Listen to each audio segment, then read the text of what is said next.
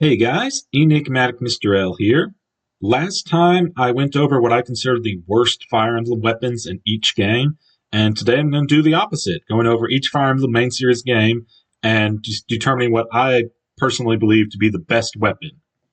So again, going over some rules, we are looking at stats like their strength, accuracy, weight, any special additional side effects, but that's not the only factor here. Also have to consider how easily available it is and ease of use.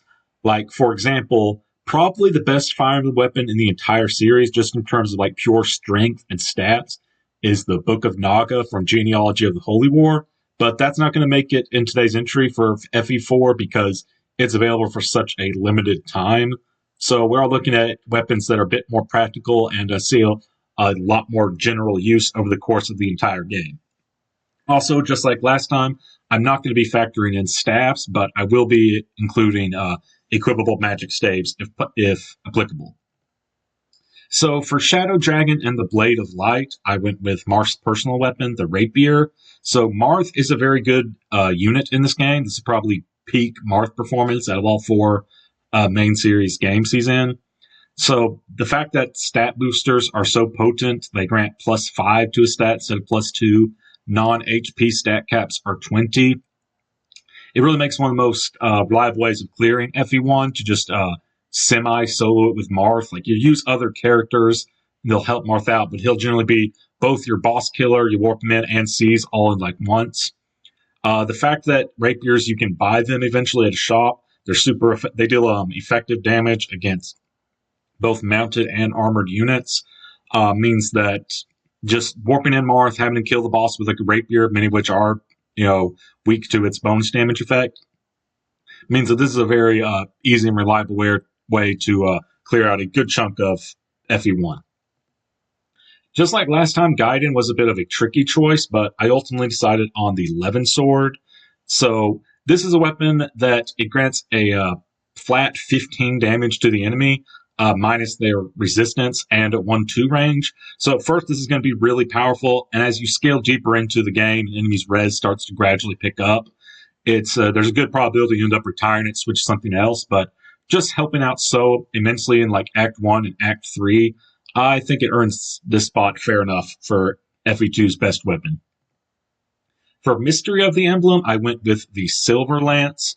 This is kind of comparable to the Silver Sword in stats, but it's like heavier, but you do get more of them. Like in FE1, or in Book 1 of FE3, Jagan starts out with one. Then in Book 2, Aaron starts one. You get also one, I think, in like Chapter 3. And you can buy them pretty shortly after, I think, in like Chapter 8, I believe, offhand. Your mounted units during like the outdoor maps, like your really strong heavy hitters, like whichever cavalry unit you raised up, Katria, Paula, they're going to be making a lot of use of this. For Genealogy of the Holy War, there were a few good contenders. Obviously, one of the first weapons come to mind is Forseti, which, even though you barely get that in Part 1 or Gen 1, Lewin wielding that in Part 5 is one of the most reliable ways of dealing with those bosses. There's also the Brave Sword that Ira gets at the start of Chapter 3. Brave effect, really good. But ultimately, I went with the Silver Sword. You get at literally the very beginning of the game. You get it in the prologue, so it has the whole game to start putting in its work for you. And in this game, once a weapon gets 50 kills, it gains the crit effect. So Sigurd will have no trouble reaching that threshold, pass it on to Seliph, gets even more kills, and that just adds more passive crit to it. So this is a weapon that's going to be useful from the moment you get it, and it's going to be useful throughout the entire game, earning its spot here. For Thracia 776, again, there were a few good contenders here. I think it's Owain. I can't remember his name. There's the Vuj, like Pushi, that personal weapon is like hand axe, but with a crit. That is really strong, but you don't have access to him during like the Manster sections, like chapters 4 through 7, which is when you really would like it. There's also Aspel's Wrath Caliber, a really good personal weapon, but I went with a different personal weapon on a character you're guaranteed to have through the entire playthrough. Leaf's Lightbrand. Now, it's not amazing. It's not like going to blow you away, but 1 to 2 range, magic damage, you have it for the entire game. And Leaf is a character that doesn't get fatigued, so you're always going to have access to it at least for like the first half or so of the game until it breaks. And even then, using the like hammer and staff on it, you probably have better options, like probably like a warp staff or something. But that's definitely a reasonable use of the hammer and staff. Just having solid help through one of the most difficult sections of the game, I think that earns its spot here. For Binding Blade, it was a toss-up between the Killing Edge and the Killer Lance. These are both weapons. They take the best aspects of iron and steel and combine them with no drawbacks and even just better. It has they both have good accuracy, solid might, and the crit, like 30% chance of crit, is really just the icing on the cake. Very good weapons, but in the end, I went with the Killing Edge, just because in Binding Blade, you really want every bit of accuracy you can get. And swords, despite being weaker than lances, they have more accuracy, so that helps a lot. Characters like Lance and Alan and Percival probably get more use out of this than the killing Lance. And of course, there's Rutger, who we can use this weapon and combine it with like a slow support from like Clarion or something. You can hit like 90 or 100 crit for like boss killing, that sort of thing. So it's close, but I went with the Killing Edge. Blazing Blade is a toss-up between the hand axe and the javelin, but I ultimately went with the javelin. So both of these weapons, I believe, got a small boost to their hit compared to a Binding Blade, which you also factor in the fact that now enemies no longer have luck like they did in Binding Blade. It just makes enemy phase combat, like 1-2 range is sent out, enemy with like a 1-2 range weapon, watch them delete enemies, a much more valuable strategy. And while Hector and Hawkeye can make use of hand axes, and Marcus can wield both, the fact that your Cavaliers, Sang, Kent, and Lowen, they have to wait to promote before you can use axes, and also just your flying units like Florina, Fiora, Farina, they're not going to get that chance. I think Javelin is probably the better weapon compared to hand axes, but it is close. It's not close in Sacred Stones. Best weapon definitely is the Javelin. Now that Paladins don't have access to axes, period. So some of the best units in the game, like Ephraim, Seth, Franz, Kyle, Vanessa, Tana, they're just going to use this as their 1-2 range option. Really only a competition has from axes if you choose to promote Garrick into a hero. That's as good access to a 1-2 range, but even though Garrick is a good unit, hand axes are still good. I don't think there's any like competition for Javelin for Sacred Stones. For Path of Radiance, it's the inverse. I went with hand axe. Some of your best starting units like Titania and Oscar, and later, just a bit later into the game, Kyrian, they use axes by default. And even someone like Oscar, once he promotes, you give them a choice. You're most likely to go with axes for their additional power. And javelins, they are still good, but the additional power of axes and just taking into effect what units you have available, that's why I chose axes over javelins this time. Radiant Dawn, once again, hand axe reigns supreme. Again, some of the best units. Nolan and Jill and the non-brigade can use this as good 1-2 range. Har, once he joins the Grail Mercenaries, just send him in with a stock load of hand axes, maybe a forged one. Especially now that Wyverns don't have weaknesses to bows anymore, just let him go to town. The Ragnell is a lot better in this game compared to Path of Radiance, Ike's personal weapon. And I will say, on maps where like Ike is deployed and he has the Ragnell, it's outperforming the hand axe. But just for sheer like availability, I got to give it to hand axe. Shadow Dragon, easy winner. It's Sheeta's wing spear, Jill's effective damage against mounted and armored units. And unlike Shadow Dragon Blade of Light and Shadow Dragon, just the various changes, stat caps no longer, besides HP, no longer being at 20. Like other characters they can promote and change classes, Marth can't. Marth isn't nearly as good in this game. Oh, there's also the fact of weapon triangles a thing now, a lot of like lance-wielding enemies and bosses. But Sheeta, you can just, despite her low strength, you can just forge this up, add more might. She'll become your most reliable boss killer and just tricky enemies in general. So this is, I think, easily the best weapon for Shadow Dragon. New Mystery of the Emblem, had to give it some thought, but I ultimately decided on the Steel Bow. Once you get past the Paralogue and the first few chapters there's a lot of dragon units, a lot of flying units. So bows are rarely good then. And even later, they're still like situationally useful here and there. Could say the iron bow or the steel bow, but I just went with steel for its increased might over the slight trade-off to accuracy. For Awakening, no Sferatu, no contest.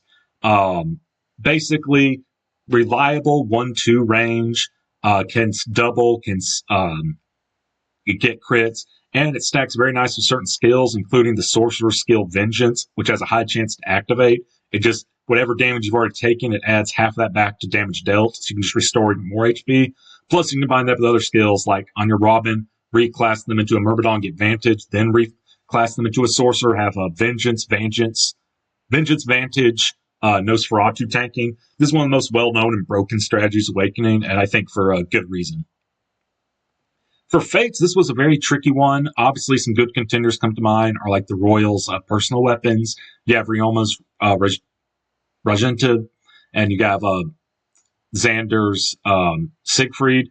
Regento, I think, is a Rioma's personal weapon. Both very good, solid 1-2 range weapons. In a game, their solid 1-2 range is difficult to come by. But as I'm looking at Fates as a whole, I decided to go with weapons that not only are available in all routes, but they're more characters have access to them besides just a personal weapon. I went with the Iron Dagger and also the Iron Shuriken, which is basically just the Hoshiden equivalent of that. Solid 1-2 range, like I said, is hard to come by in Fire Emblem Fates. Like, you have hand axes and javelins, and now the sword variant Kodachi. Like, they can't double or crit or activate skills. This is a good physical weapon that can, with no drawbacks. And because steel weapons, they start getting heavier, have like a speed penalty, and you can just forge iron, like an Iron Dagger +4 without weapon durability. This is one of your best options. Like, even from the start of Chapter 2, Jacob or Florina will really help, just dealing like chip damage to enemies, which, and the debuff skill is as well. Even if you're not just sending in a unit like Korin or so, reclassed Master Ninja, just have enemy face a bunch of units. Just debuffing them, add those -3 on like defense and resistance can really help a lot. Next, we have Echo, Shadows of Valentia. Easy choice. It's the killer bow. It's not even really because of the stats in particular. It's the Hunter's Volley it grants access to, which has a brave effect with increased hit, and I think like one more range, and increased power, brave effect, gain crit, and like one more range allows you to like, have your bow knights and your snipers just attack enemies from far away and just delete them on player phase without any retaliation versus small HP cost. I think it's like 8 or something. It really allows like Leon or Atlas on Selka's route, or whichever villager you made on Alm's route, to be your like best unit throughout the campaign. Next, we have Three Houses. Originally, I did have Edelgard's Amir here, and that is a very good weapon. But in addition to the fact that it's locked to one route, you only get it in the second half of the game. And I do generally consider, especially like Three Houses maddening, the first part of the game is the most difficult, where you have limited options. So I went with a more basic weapon in the Iron Bow.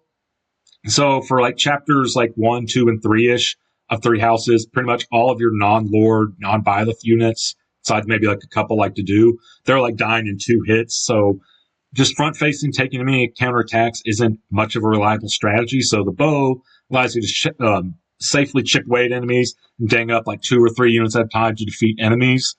So that's very good. There's also just the fact that you want to get all of your physical-oriented units to make good use of bow experience, because you're going to want bow experience to certify for the Archer class, which has the best class skill in the game, hit +20.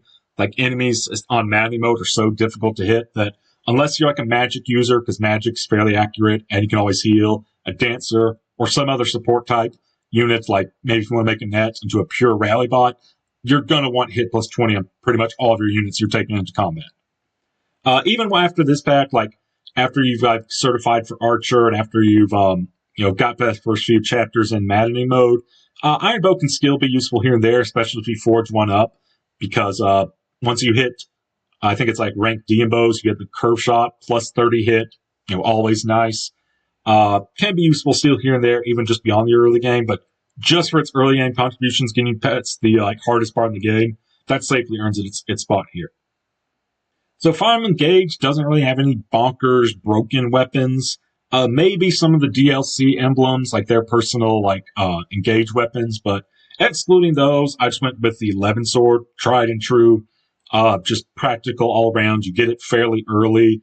Mini units, like, for example, like Anna or like Chloe, they actually have a decent magic stat, so you can give them both a physical weapon and a magical weapon. It slots in very nicely as opposed to something like the Bologna or something like that. So solid stats, 1-2 range, no real drawbacks. Very good weapon all around. And those are my picks for the best weapons in every Fire Emblem main series game. As always, thank you so much for watching. This is Enigmatic Mr. L, signing out.